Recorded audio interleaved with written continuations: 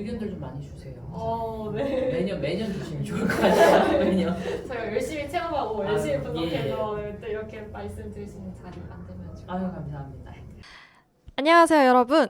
한국문화대학생 홍보단의 쿠파 기획팀장을 맡고 있는 신정빈입니다. 오늘은 지난 우문쿠답에 이어서 우문현답 콘텐츠로 여러분을 다시 찾아뵙게 되었는데요. 쿠파의 우문현답은 우리 문화에 대한 현명한 대답의 약자로 한국 문화를 알리기 위해 여러 방면에서 능력을 뿜뿜 뽐내고 계시는 다양한 관계자분들과 함께하는 저희 쿠파 기획팀의 콘텐츠입니다. 오늘은 지난 우문쿠답의 주인공이었던 2022 궁중문화축전 기획단의 선임 PD님이신 손혜선 PD님을 이 자리에 모시게 되었는데요. 궁중문화축전은 서울에 있는 5대공과 종묘, 사직단을 배경으로 펼쳐지는 국내 최대의 문화유산 축제인데요. 지난 5월 10일부터 22일까지 진행되었던 궁중문화축전은 나래와 연희라는 주제로 궁중에서 행했던 벽사의식을 현대적으로 재해석해서 코로나로부터 일상이 회복되기를 바라는 의미를 담았는데요. 자, 그러면은 이제 2022년 궁중문화축전 기획단의 선임 PD님이신 손혜선 PD님과 싱쿵싱쿵에 관한 이야기 시작해 볼 건데요. 간단한 인사와 소개 한번 부탁드리겠습니다. 네, 안녕하세요. 저는 궁중문화축전 기획운영단의 선임 PD를 맡고 있는 손혜선 PD라고 합니다. 반갑습니다. 이렇게 직접 기획자분을 만나 뵙게 되실 줄은 상상도 하지 못했는데요. 이번 축전에서 진행되었던 다른 여러 프로그램들이 궁궐을 특별한 체험의 공간으로 풀어냈다면 싱쿵싱쿵은 궁궐을 일상 속 쉼의 공간으로 풀어냈다는 생각이 들더라고요. 그래서 이런 기획 의도를 한번 분석해 보면서 PD님께 궁궐을 특별한 쉼의 공간으로 설정하게 된 이유가 있으셨는지 한번 질문을 드리고 싶었어요.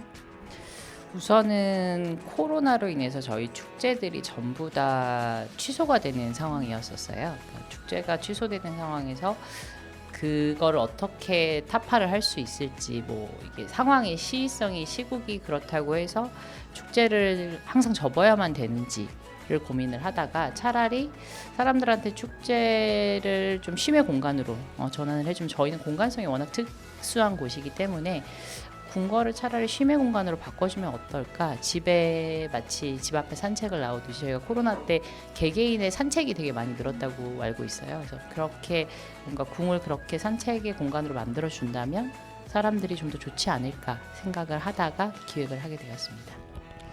이렇게 말씀을 들으니까 제 갑자기 드는 생각이, 저는 궁궐이라고 하면 약간 현장 체험 학습 가는 곳, 되게 특별한 곳이라고만 생각을 했는데 이런 기획 의도를 들으니까 궁궐이 꼭 그렇게 좀 다하기 어려운 곳으로 풀어낼 필요는 없구나라는 생각이 드는데요.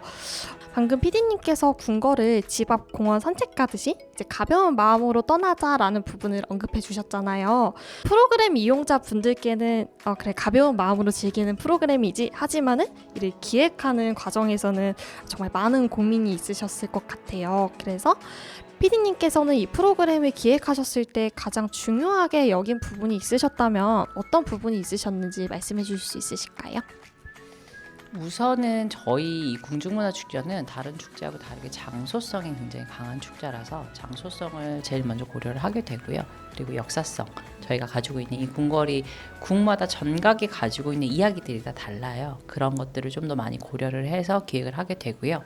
그리고 아무래도 이제 기획할 때 가장 중요한 것 중에 하나인데, 이거는 사용자의 입장에서 저희가 아무리 좋은 기획을 한다고 해도 사용자의 입장에 저희만 좋을 수도 있는 거고, 그러니까 사용자의 입장에서 여기 와서 이런 걸 즐겼을 때 어떤 느낌을 받을지를 제일 많이 고려하게 됩니다. 네, 방금 PD님께서 이제 궁중문화축전이 타 축제와 비교되는 차별점으로 이제 장소성과 역사성을 언급해 주셨는데요. 저도 PD님 말씀에 상당히 공감이 가는 게, 사실 요즘 어떻게 보면 힐링이라는 주제로 구성을 한 프로그램을 좀 많이 찾아볼 수 있잖아요. 그래서 이제 저도 약간 힐링이 필요할 때 그런 프로그램들을 찾아서 경험을 했던 경험이 있는데 그 중에 싱쿵싱쿵이 좀 유독 기억에 남았었거든요. 그래서 이제 저도 그 이유가 무엇일까 이제 혼자만 생각을 했었는데, 이제 PD님 말씀을 들어보니까 궁궐이라는 장소 자체가 주는 특별함이 있었기 때문인 것 같아요. 궁궐 밖으로 나가면 보이는 빽빽한 건물들 속에서 이제 도심 속에서는 느낄 수 없는 여유로움과 빠르게 변화하는 외부 세상과는 달리 이제 오랜 기간 동안 각각의 역사를 간직하고 있는 궁궐의 우직함이 어떻게 보면 싱쿵싱쿵 많이 전해줄 수 있었던 힐링의 요소가 아니었나 이렇게 생각이 듭니다. 이제 다음 질문으로 한번 넘어가 볼 텐데요. 이제 다음 질문은 저희 쿠파에 아주 한이 담긴 질문이라고 볼 수 있습니다. 이제 알고 계시는 분들도 있으시겠지만 이번 궁중문화축전의 사전 예약 프로그램들은 정말 아이돌 티켓팅 수준의 열기를 보였었어요. 싱쿵싱쿵은 대부분은 이제 궁궐에 자유롭게 돌아다니는 프로그램이었지만 한복과 개화기 의상을 체험하면서 즐길 수 있는 사색 궁을 걷다 프로그램이 사전 예약 프로그램으로 진행이 되었잖아요. 그리고 이제 PD님께서는 산책과 의상 체험을 어떻게 접목하시게 된 건지 한번 말씀해 주실 수 있으실까요? 우선 2022년 봄 궁중문화축전에서 그 싱쿵싱쿵은 이번에 키워드가 사색하고 치유하고 명상이라는 키워드가 있었어요. 그게 큰 카테고리로 있고 그 안에서 이제 저희가 처음에 기획을 할 때 그 사색이라는 키워드를 우선 분석을 했을 때 그냥 궁을 걷다 그 키워드를 이제 개념적 접근을 먼저 하고요. 그래서 궁을 걷다라는 것에 이제 생각을 하다가 궁을 걷다 사색은 걷다가 가장 잘 맞는데 그럼 궁을 걷다를 어떻게 걸을까를 이제 또 생각을 하게 된 거예요. 근데 궁이라는 어떤 특별한 공간에서 그냥 걷는다, 그냥 사색을 한다라는 것보다는 뭔가 이렇게 스며든다라는 느낌으로 가면 좋겠다라고 해서 이게 시간 여행을 마치 저희가 떠나는 것처럼 저희 이 장소성을 좀 더 부각을 시키기 위해서 그런 게 좀 더 특별한 체험이 되지 않을까 싶어서 의상을 환복을 하고 뭔가 스토리텔링을 가지고 걸으면 더 좋지 않을까라고 생각을 해서 기획을 하게 되었습니다. 네, 진짜 말씀하신 이제 답변 중에서 궁 속에 스며든다라는 컨셉이 이제 포인트인 것 같아요. 이제 요즘에 특히 최근 몇 년 전부터 봄과 가을 이렇게 날씨 좋을 때 한복을 입고 궁궐 체험하시는 분들이 정말 많아졌잖아요. 그래서 이제 단순히 의상을 갈아입는 것만으로도 궁과 동화된다는 느낌을 받을 수 있는 게 이제 의상 체험의 매력이라고 생각을 하는데, 그래서 저는 이제 아쉽게도 이번 기회에는 체험을 하지 못했지만 만약에 이번 가을에 열리는 궁중문화축전에서도 비슷한 프로그램이 구성된다면은 꼭 도전해보고 싶은 마음이 드는데요. 사실 지금은 싱쿵싱쿵의 PD님으로서 인터뷰를 하고 있지만 정말 이번 궁중문화축전에서는 다양한 프로그램들이 진행이 되었잖아요. 그래서 이번에도 제가 알기로는 30개가 넘는 이제 프로그램이 진행되었다고 알고 있는데, 이제 PD님이 생각하시기에는 이렇게 다양한 프로그램들과 구별되는 싱쿵싱쿵만의 차별적 요소가 어떤 게 있으셨을지 한번 여쭤보고 싶어요. 축전의 프로그램들은 다 저마다의 색깔이 다 달라요. 그리고 그 프로그램들을 기획할 때 어떤 기획 의도 자체가 모두가 같지가 않기 때문에 모든 프로그램들이 다 특별하긴 하지만 싱쿵싱쿵만의 좀 특별한 요소라고 하면 대부분 축제라고 하면 굉장히 동적인 거, 움직임이 많고 뭔가 활기차고 에너지 넘치고 이런 프로그램들을 생각을 하는데, 싱쿵싱쿵이 좀 유일하게 축제 저희 프로그램 중에서는 가장 정적인 프로그램이라고 할 수 있을 것 같습니다. 지금 생각해 보니까 저도 이제 축전의 프로그램들 쭉 봤을 때 싱쿵싱쿵이 가장 어떻게 보면 힐링이라는 키워드에 적합하는 정적인 콘텐츠였다고 생각이 드는데요. 방금 답변을 해주신 부분이 제가 아까 말씀드린 부분과 연결되는 부분인 것 같은 게, 이제 다른 프로그램들은 궁을 체험적인 활동들의 장소로서 이제 활용했다면 싱쿵싱쿵은 궁궐을 온전히 감상하는 데 초점을 둔 프로그램이었던 것 같아요. 그래서 어떻게 보면 궁궐을 프로그램의 배경이 아닌 궁궐 자체가 프로그램으로 구성된 콘텐츠는 싱쿵싱쿵이 유일하지 않았을까 하는 생각이 듭니다. 감사합니다. 네, 그래서 이제 어느새 싱쿵싱쿵과 관련된 마지막 질문을 드리게 되었는데요. 이 질문은 제가 개인적으로 너무 드리고 싶었던 질문인데, 이제 PD님께서 생각하시는 싱쿵싱쿵 전체 프로그램의 싱쿵 요소와 저희 이제 각 궁궐에서 있는 싱쿵 요소는 혹시 어떤 게 있었을지 답변해 주시면 감사할 것 같아요. 궁을 걸으면서 궁에 앉아서 궁을 바라보면서 보내는 시간, 그 시간 자체가 심쿵이 아닐까 생각이 들어요. 그 부분은 경회로 같은 경우에는, 그러니까 뭐 경복궁 같은 경우에는 뭐 경회로의 사계 같은 것들이 심쿵의 요소가 아닐까. 이 경회로의 모습이 봄부터 겨울까지 굉장히 다양해요. 그냥 제가 경치를 보거나 자연을 보고 아름답다고 느끼는 사람이 아니라서 조금 다른 사람하고 포인트가 다를지는 모르겠지만, 봄의 경회로와 여름의 경회로와 그 비 올 때의 그 경회로와 가을에 그 단풍이 지고 할 때의 경회로와 겨울에 그 얼음이 얼고 그 위에 눈이 이렇게 하얗게 덮인 그 경회로의 모습이 굉장히 심쿵의 요소가 아닐까, 경복궁은 생각이 들고요. 그 덕수궁은 제가 이번에 마크로 만나는 궁을 기획하면서 덕수궁 내부를 이제 들어가서 좀 살펴봤었는데, 그 덕수궁 석조전 내부가 굉장히 아름답더라고요. 저희가 복원을 해놓은 그 모습 자체가 정말 열심히 만들었구나라는 생각이 들어서 그게 또 심쿵의 요소가 아닐까 생각이 들고, 그것도 한정된 인원밖에 못 들어가는 아주 메리트 있는 곳이라서. 그리고 창덕궁은 마찬가지죠. 비원, 후원인데, 후원도 저희가 이제 사전 예약을 통해서 딱 한정된 인원만 들어갈 수 있는 곳이라서 더 특별한 공간이 아닐까 싶기도 하고, 후원이 들어가 보면 정말 조용하고 굉장히 고즈넉한 그 느낌을 서울에서 좀 느끼기 어려운 느낌들을 맞이할 수가 있어요. 이런 다른 궁들에서 이렇게 보면은, 다른 궁들 이렇게 가보면 굉장히 사람이 많잖아요. 궁이란 특별한 공간에 사람들이 너무 많은 분들이 오시기 때문에 조용한 그 옛날의 그 느낌을 느낄 수 있는, 그게 굉장히 메리트가 있다고 생각이 됩니다. 그리고 창경궁은 아무래도 사도세자의 그 이야기가 서려 있는 곳이기도 하고, 문정전이 전 좀 특별한 공간으로 다가오더라고요.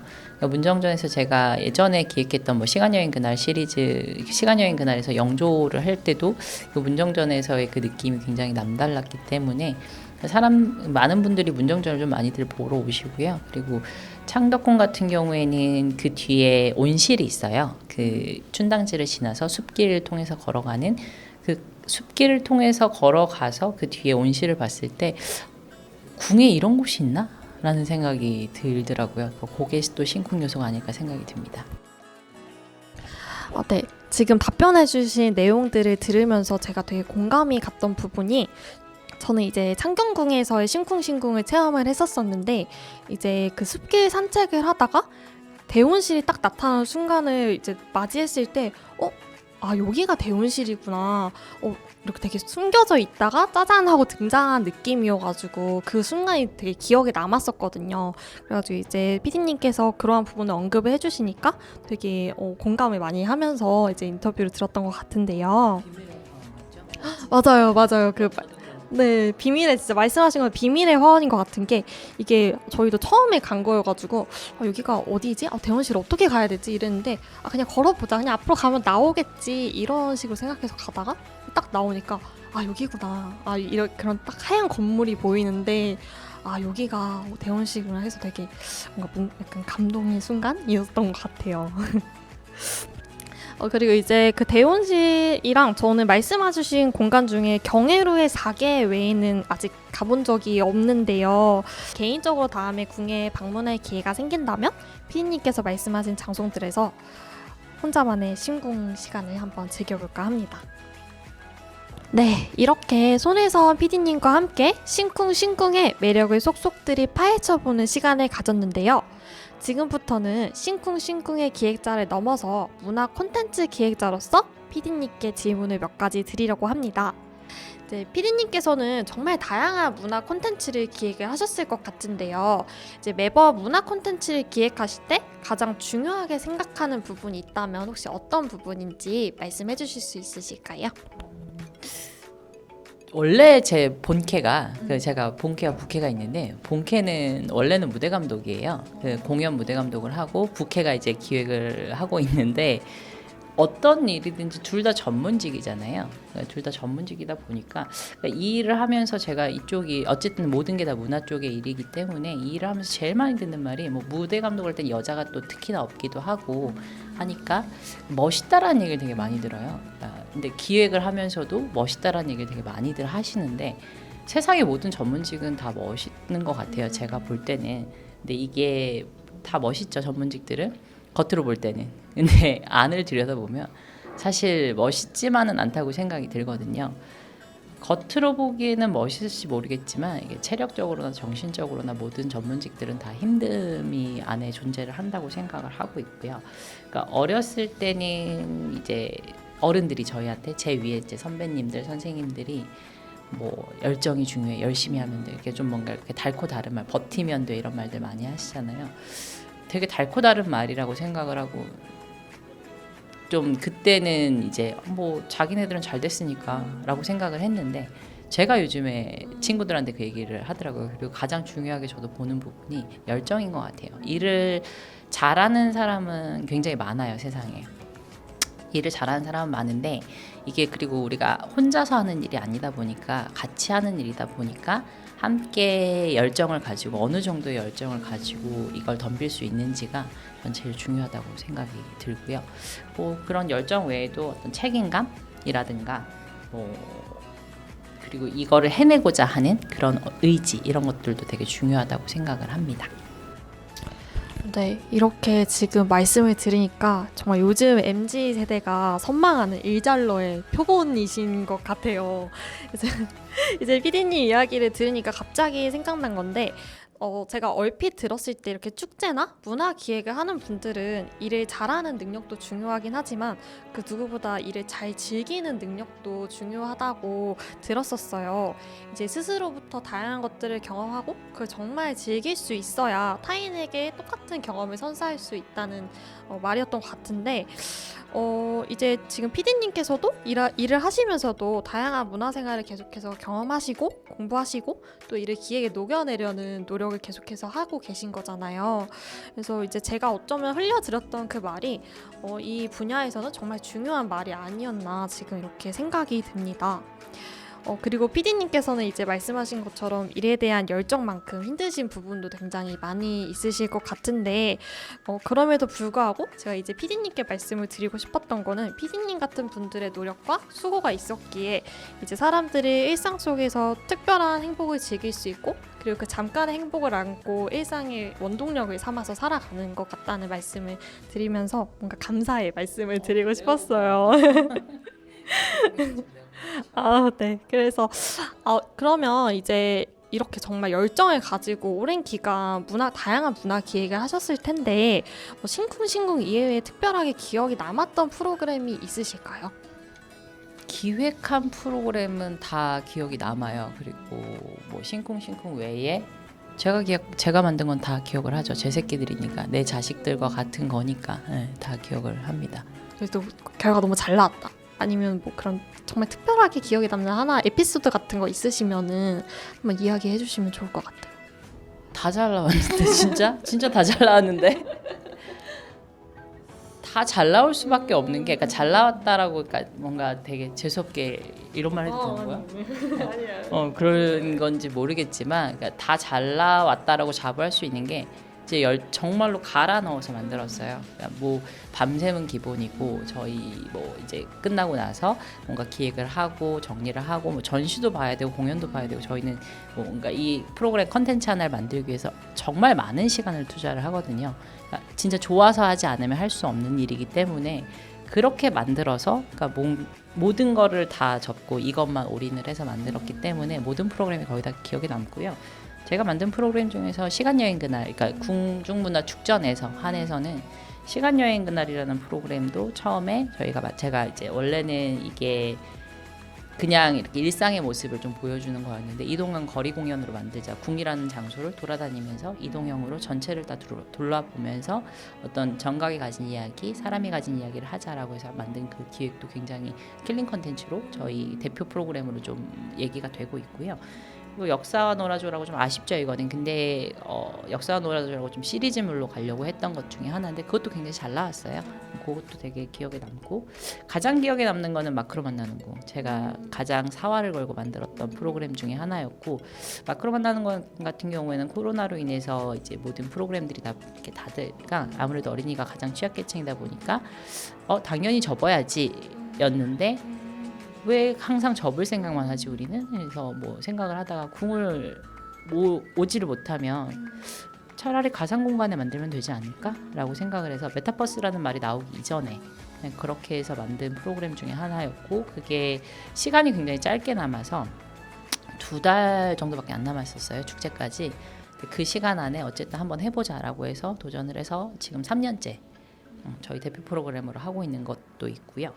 그리고 뭐 신쌍육 작년에 이제 신쌍육 같은 경우에 그 쌍육이라는 조선시대의 이제 놀이를 뭐 예전부터 있던 거긴 하지만 조선시대의 이 놀이를 했다라는 거에서 이제 역사적 사실에서 착안을 해서 그냥 보드게임 형식으로 그러니까 조선시대 보드게임이라고 생각하시면 돼요. 그런 거를 한다기보다는 그냥 조선시대 보드게임을 그냥 재현을 한다는 재미가 없잖아 라고 해서 저희가 이제 여러 가지 이제 게임들을 사가지고 해보다가 그 부루마블 아시죠? 네, 부루마블에서 보면 카드가 있잖아요. 저희 뭐 블랙홀에 가고 뭐하고 하는 이거를 뭐 왕의 이야기로 뭐 어떤 역사적 사실을 가지고 왕의 업적이나 이런 걸로 해서 하면 어떨까라고 해서 새롭게 만들었어요. 그래서 신쌍육이란 게임도 굉장히 작년에 히트를 쳤었고 뭐 그런 기획들을 많이 했고 그 기획들이 다 잘 됐어요. 그랬습니다. 그래서 다 기억에 남죠. 지금 이렇게 본인께서 기획하셨던 것들을 이제 몇 가지만 짚어서 말씀을 해주셨는데 이제 말씀을 들으면서 제가 생각이 들었던 게 그 신상육이라는 콘텐츠는 저희가 이제 저번 우문쿠답 영상에서도 언급했던 부분이긴 한데 저희가 당시에 이제 그 프로젝트를 기획을 했을 때 왜 사람들이 전통 문화에 대해서 이렇게 관심이 없을까? 근데 왜 이 궁중문화 축제는 이렇게 사람들을 많이 모으는 걸까? 이런 고민을 함께 녹여내고 싶었거든요. 근데 이제 거기서 저희가 혼자 이제 팀원들과 함께 생각했던 부분이 이제 전통 문화를 사람들에게 이질적이지 않게 전달하기 위해서는 현대 문화와 적절한 조화가 필요하다. 무조건 전통만을 강요해서는 젊은 세대가 받아들이기 쉽지 않을 거다. 이런 이야기를 했었는데 이제 PD님께서 말씀하신 그 신상육 부분이 부루마블과 접하신 부분이라 하셨잖아요. 그래서 그게 이제 기획자분께서 정말 저희가 생각했던 거랑 같게 생각을 하셔가지고 현대와 전통을 접목시켜가지고 콘텐츠로 제공한 프로그램이 아니었을까 그런 생각이 들고 또 이제 말씀 주신 게 어린이가 타깃으로 했는데 궁중문화 축전이 2달밖에 남지 않은 상황에서 어쨌든 이제 왜 못 온다고 해서 이걸 접을 필요는 없지 않을까? 이렇게 생각을 하셨다고 하셨잖아요. 그 부분 되게 감명이 깊은 게 저도 코로나로 인해서 물론 많은 사람들이 다양한 연령대들 다 힘들었지만 특히 어린이들의 놀이가 많이 그런 경험이 제한되었다고 저도 생각을 했었거든요.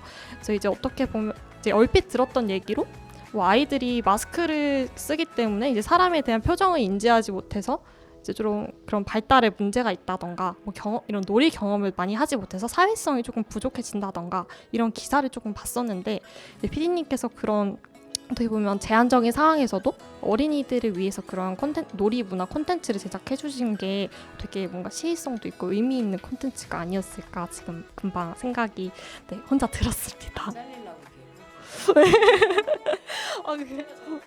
저희는 뭐 할 일이 없잖아요. 뭐 돈을 그냥 받을 수도 없는 거고 일을 해야 되는 거니까 안 잘리려고 기획해요.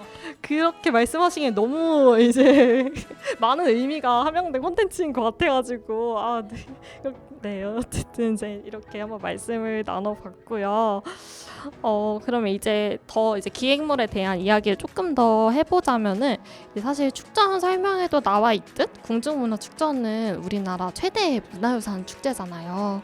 그래서 이번 축전에서도 이제 무려 76만 명의 사람들이 이제 체험을 했고요. 그래서 제가 만약에 이제 PD님이라면 이제 아까 근데 좀 자신만의 이제 기획물에 이제 자부심이 있으신다고 표현을 해주셨긴 했지만 저도 이제 그렇게 기획물이 잘 되면은 내 기획물 조금 남들한테 자랑하고 싶어 이런 마음이 되게 들 것 같은데 혹시 PD님께서는 이런 마음을 어떻게 사람들한테 표현하고 본인 기획물에 대해서 어필하는 노하우가 따로 있으신지 한번 여쭤보고 싶어요. 어필하는 노하우는 사람마다 좀 다른 것 같기는 해요. 그냥 오리지널리티는 나한테 있으니까 굳이 그런 거를 할 필요가 있나? 라는 생각도 좀 들어요. 제 입장에서는. 이건 제 입장. 뭔가 이걸 어필해서 내가 어딘가를 더 올라가고 나이가 많아요 생각보다. 그래서 어딘가 올라가고 뭐 이런 욕심들이 별로 없어서 그냥 저는 프로그램 만드는 게 재밌어서 하는 거고 일을 할 때 재미를 더 중요하게 생각을 해요. 그래서 뭔가 이게 재밌어.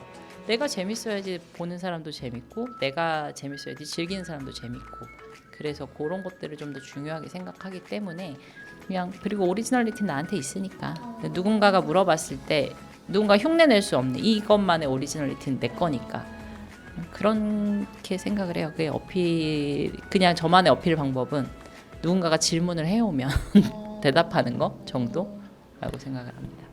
네, 약간 굳이 내가 드러내지 않아도 이제 묻어 나오는 게 있으신 그런 이제 아우라를 가지고 계신 것 같아요. 그래서 진짜 말씀하신 것 중에 제가 지금 굉장히 감동을 먹은 게 이제 오리지널리티가 나한테 있다. 이 말씀이 진짜 멋있는 것 같은 게 어떻게 보면 이 생각은 기획자만이 가질 수 있는 생각이잖아요. 그리고 이제 내가 만든 거는 내가 제일 잘 안다. 이 말씀을 이렇게 망설임 없이 꺼내시기까지 정말 얼마나 많은 경험과 자기 확신을 쌓아 오셨을지 제가 이제 감히 상상이 안 가는데요. 그러면 어느새 저희가 준비한 마지막 질문을 드리게 되었는데요. 이제 마지막 질문은 저희 이제 한국 문화를 알리기 위해서 고군분투하고 있는 아마추어 문화 기획자인 저희 한국문화대학생 홍보단에게 문화 기획자로서 혹시 그냥 간단한 조언 같은 거 있으실지 한번 편하게 말씀해 주시면 좋을 것 같아요.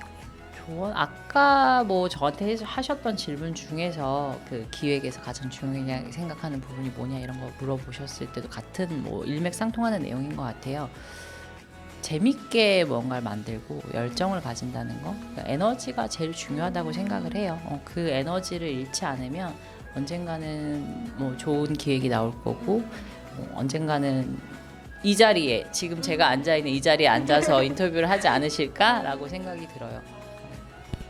네, 진짜 말씀하신 것처럼 어떠한 일을 하기 위해서는 그 열정이 정말 중요하고 저도 이제 꿈을 찾는 과정에서 내가 열정을 정말 가질 수 있는 꿈이 진로가 무엇일까 특히 많이 고민을 했던 시간이 있었는데 이렇게 PD님께서도 그 중요성을 말씀을 해주시니까 다시 한번 정말 제 열정을 불태울 수 있는 일이 무엇일까 한번 고민을 하게 되면 좋을 것 같습니다. 잘 되시지 않을까 싶은데요.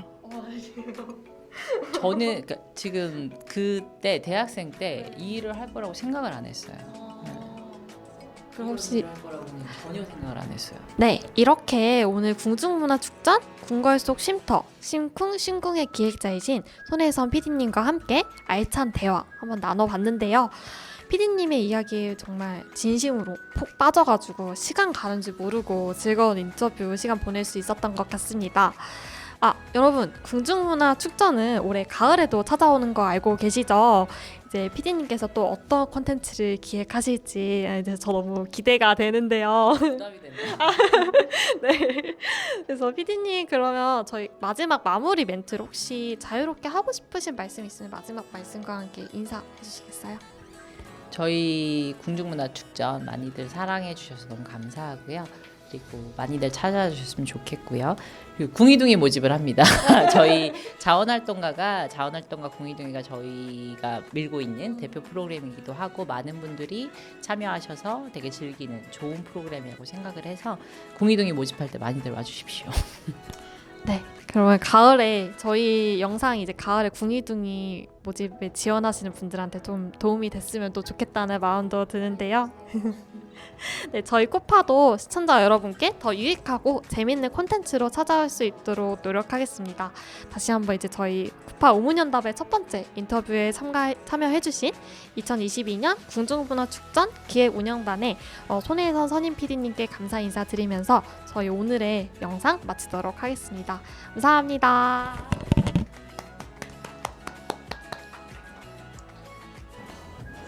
저희는 이제 그냥 자유롭게 이야기를 하다가 이런 게 보완되면 좋겠다 이렇게 생각을 했던 건데 이제 또 이렇게 좋게 봐주시니까 의견들 좀 많이 주세요. 항상. 네. 매년 주시면 좋을 것 같아요. 매년. 저희가 열심히 체험하고 열심히 아유, 분석해서 또 이렇게 말씀 드릴 수 있는 자리 만들면 좋겠다. 아유 감사합니다.